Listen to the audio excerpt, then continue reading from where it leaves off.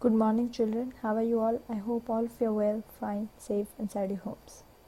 So today we will start with chapter 9 in history, that is the making of regional cultures. Now, from the name itself, regions and region cultures, so that is about all regions and the languages. So in the 9th century, when Cheras came to the power, Malayalam was already spoken in those areas and it is now present day Kerala. So the Chera kings used it as the official language of the kingdom and to write their inscriptions and their administrative records. So Chera kings used to use this language, that is Malayalam. Present day we have Kerala, for writing their administrative records and their inscriptions. This is how a new kingdom and an old language grew, and it became an official and important part of the literature and life of the people in those areas. Cheras also used and developed Sanskrit traditions. For example, the temple theatre of Kerala borrowed stories from Sanskrit epics, that is, the stories were borrowed from the Sanskrit epic, and much of the Malayalam literature was inspired by Sanskrit. So, in all, they are trying to say that Malayalam literature was very, very much inspired by the Sanskrit. The 14th century work that was called as Lilatikalam, for example, it was composed in the style of this Mani Pravalam, that is diamonds and coals, a reference to the two languages, that is Sanskrit and Tamil. So the Sanskrit language was equally given the importance. Rajputs and a culture of heroism. Since the 8th century, present day Rajasthan is called as the Rajputana by the British, has been ruled by the different Rajput kings. And those, they were famous for their outstanding valor, that is for their outstanding talent, efforts, their loyalty, friendship, and for the extreme emotions of love and anger.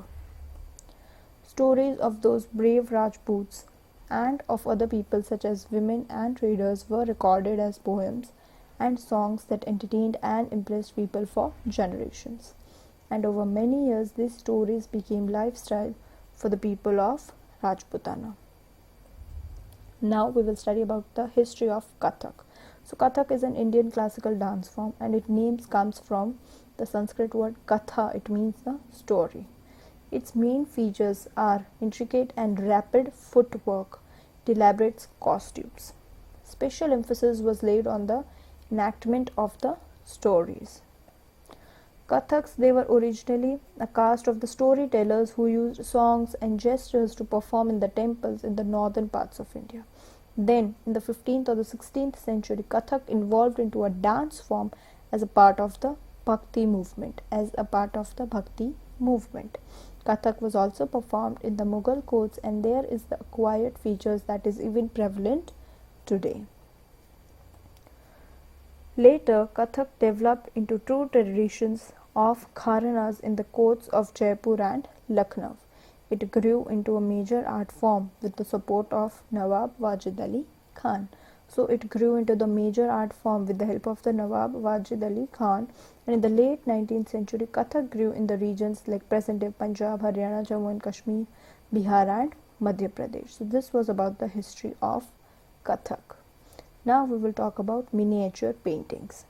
So miniature or small sized paintings are generally done on the cloth paper using watercolors, although the earliest were done on the palm leaves and wood. The Mughals used them mainly to illustrate historical account of battles, scenes from the court and the lives of the people. So they were also used to illustrate the Jain texts.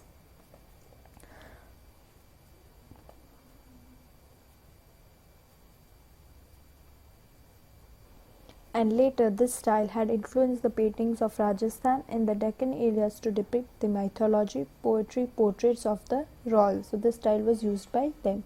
And in the late 17th century, the style of miniature painting also grew as an art form known as Basoli, that is Basohli, Basoli, in the Himalayan foothills, that is present-day Himachal Pradesh.